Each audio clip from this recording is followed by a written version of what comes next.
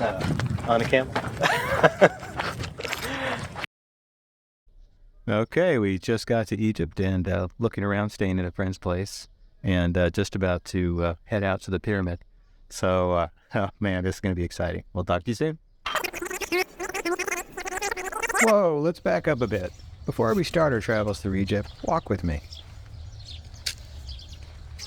I would like to share some of my experiences and a few things I learned while traveling in Egypt.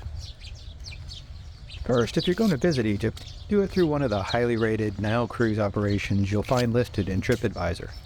You'll be glad you did. Cruising down the Nile makes visiting most of the sites along the Nile in Egypt so much easier.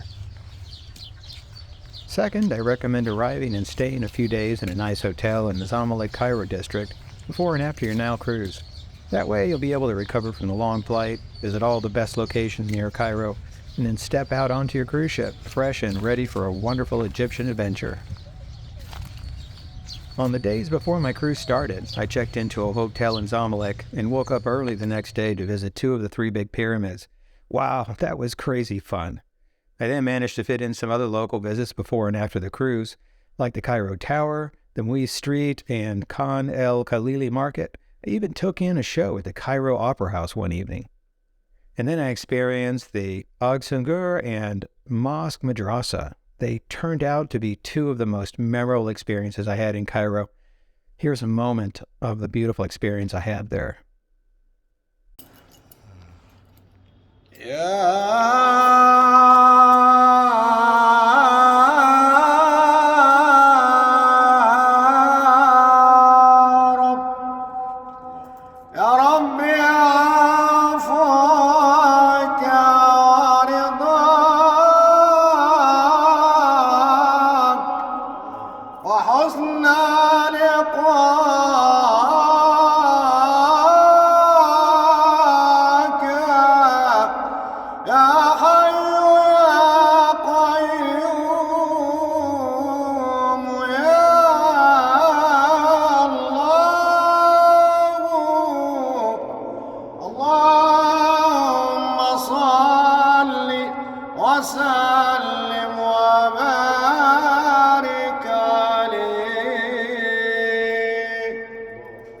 That was nice.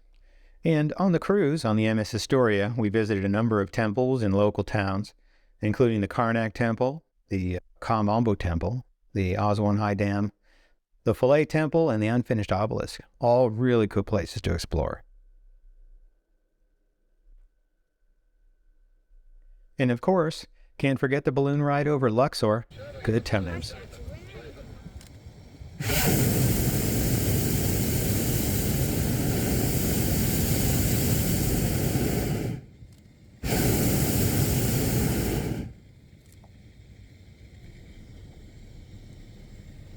Before I went on my trip to Egypt, I spent about 8 hours watching YouTube videos and learned quite a few things, before I took the trip. And then, of course, once I got there, I learned things that no one else was talking about. So that's what this don'ts list is about. To start, don't bring complicated looking cameras or video gear. Heavy tripods or electronics like walkie-talkies or drones, they just don't like it there. If you watch any of the other travel videos where people are saying, don't visit Egypt, to a great extent, it's because of the security checkpoints and the really aggressive tactics that a lot of the security people use. They seem more than willing to take your stuff. So just be mindful of that. As for the ladies, I saw some pretty stupid stuff when I went to some of the temples, and just want to make a note. It's pretty extreme UV in the warmer months of Egypt. Tank tops and the extreme UV, just really not a good mix. On to something that I experienced myself. Don't bring alcoholic beverages on your carry-on baggage. Lesson learned. Okay, don't speak to the police or the security guards unless there's an emergency. I was told this by the drivers. It's just these guys will take advantage of you, so don't talk to them unless you have to. Don't attempt to rent or drive a car in Egypt. Just take my word for it. When you get there, you'll see what I mean.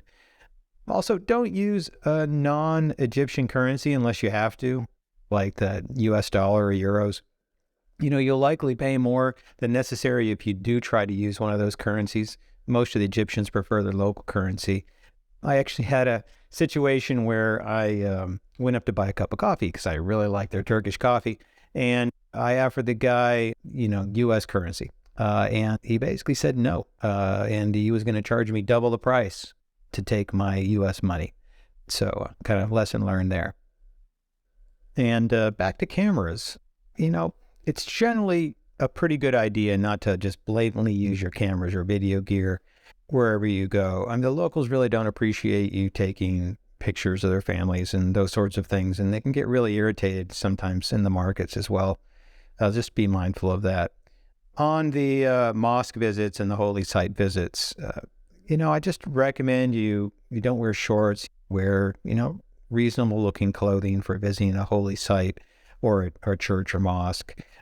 Most of the people that I saw when I went to these places were wearing nice conservative clothing, and I think they appreciate that. Here's another funny one. My tour guide was literally yelling at me anytime that I got near the Nile. He said, "Don't touch it or swim in it." The story was, I said, "Well, I really want to go swimming in the Nile." And he said, "Well, look around. Do you see anyone swimming in the Nile?" And I said, "No." He said, "Do you see anyone swimming in the Nile?" Okay, well, anyway, you get the point. Also, something I learned myself is don't open your room window at night. Little bugs, they like to come in, and not a good thing. A little thing about vendors, and as you're walking through the markets, and you kind of learn this pretty quickly, don't make eye contact or speak to the people there unless you have a serious interest in their items. Otherwise, you're going to find yourself literally followed around for 5 minutes or harassed if you don't buy something. So just be mindful of that. And last on my don'ts list is just don't offer to give someone 5 Egyptian pounds. Unless they're like a disadvantaged person who's begging for money. Even depending on the situation, a 10 Egyptian pound might even be considered insulting. I didn't learn this when I was watching all the different YouTube videos. And of course, once I got there, I learned very quickly about Egyptian money and what people are actually looking for in order, when you tip them. When they do good service for you and they expect little money from you, usually 20 or 50 pounds tends to be the expected norm. And I'll cover some of this in my do's. Now on to my list of do's. Let's talk about money. So everyone likes to talk about money. And especially when you're in Egypt, you'll find the conversion rate is roughly 18 Egyptian pounds to $1 US. Now, this is pretty fantastic, actually, because if you actually buy things on the local economy, they are virtually free. It's quite amazing, actually, the things that you can purchase on the economy for your US dollar. Now, what I learned quickly as I went to Egypt was that I didn't bring enough currency, and I had to keep going back to the ATMs and getting more. That's what happens when you have an 18-to-1 rate. So this is what I recommend. Start with the U.S. cash. I do recommend you bring about $500 with you for emergencies. Keep this in a safe place. I did find that this came in handy once or twice, especially when I didn't have enough Egyptian pounds. Moving on to the Egyptian pounds, this is what I recommend, and do this when you get to the airport. Get 4,000 Egyptian pounds. I know it sounds like a massive amount of money. It's really only about $200. Get that and split it into 2 parts. One in $2,000 of that 4,000 divided into 20s, and the 2,000s in 50 Egyptian pound notes. You'll find this will become really helpful. Obviously, you don't have to carry all of this with you every day as you go through your tour, but start with this amount. Keep a good pile of 20s and 50s in your pocket, and you'll find that this will work wonderfully well as you travel through Egypt and you need to buy things and tip people, and it'll also save you money. It just gives you that leniency of giving someone a 20 instead of a 200 and hoping they'll give you change back. As to how to handle your money, and I think this goes the same for any country you visit, I always find it's best to sort your money with the smaller bills on top and larger bills on the bottom. That way, when you are pulling your wad of money out, all they see are 20s or 10s or 50s. They're not necessarily seeing massive amounts of money in your pocket, and you can quickly grab that 20 Egyptian pound note and give it to someone and then put the money back in your pocket very quickly. Since we are talking about money, I'm going to go off on a little tangent here and talk about people in Egypt. What I found as I was traveling through Egypt is that most of the individuals that you speak to on the street think of themselves as value-added service people. And what I mean by that is that they believe that they are giving you a value, and for that service, they're expecting you to pay for that. There will be times where you'll be walking through the street and someone will say, "Can I help you with directions to X?" If you accept that ask, they will expect you to pay them. This is the value-added service economy that is Egypt. And if you get frustrated by it over time, that's understandable. But I think that if you understand this reality of the Egyptian people and the way they interact to us tourists, it becomes a little bit easier to swallow as you're interacting with them. If someone gives you a service, they expect to get paid for it. And this is not something you'll necessarily see in most countries, but in Egypt it's extremely strong. And more often than not, they expect you to pay them at the end of whatever activity that you're doing. So that's something to consider as you work through your day-to-day with the vendors and people you meet in Egypt. On how to carry your stuff, I do recommend you bring a smallish traveling backpack everywhere you go, for water bottles and electronics and your handheld tripod, that sort of thing. Also bring a couple of neck gaiters, hat, baseball cap, those sorts of things. Since we're talking about high UV, try to bring a 3-ounce bottle per person if you're with a number of people, and then each person should have their own bottle and apply as needed. Back to electronics, make sure to purchase and bring along a 220-volt wall adapter. I found that helpful pretty much everywhere I went. If I wanted to charge my phone, I would pop the 220-volt adapter in the wall and then stick my phone charger in, and everything worked great. Sunglasses are pretty much an essential item in Egypt. I was a big believer in bringing 2 pairs because I tend to always lose one, but up to you. If you're not the loosey sort, just make sure to bring a nice, comfortable pair of sunglasses with you. Traveling in Egypt can be super fun, can also be super annoying for various reasons.